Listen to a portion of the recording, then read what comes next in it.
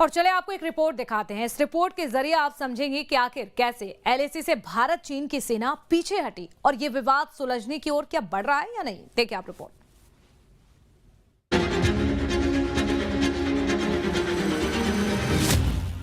जून 2020 में एलएसी पर गलवान घाटी में चीन की साजिश सामने आई थी। चीनी सैनिकों ने धोखे से भारतीय जवानों पर हमला कर दिया था, जिसका मुंहतोड़ जवाब हिंद के शूरवीरों ने दिया था और चीन को करारा सबक सिखाया था। अब आखिरकार 4 साल बाद एलएसी पर तनाव कम हुआ है। चीन को बैकफुट पर जाना पड़ा।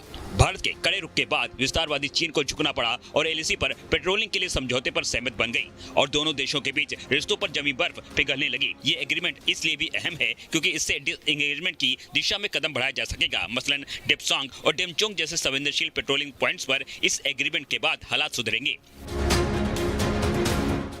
इस समझौते को लेकर भारत और चीन के डिप्लोमेटिक और सैन्य अधिकारी बातचीत कर रहे थे। इस लंबे विवाद को निपटाने में कई मोर्चों पर चर्चा की गई।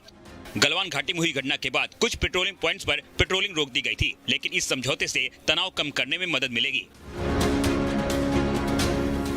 As far as we are concerned, we were looking at that we want to go back to the status quo of April 2020.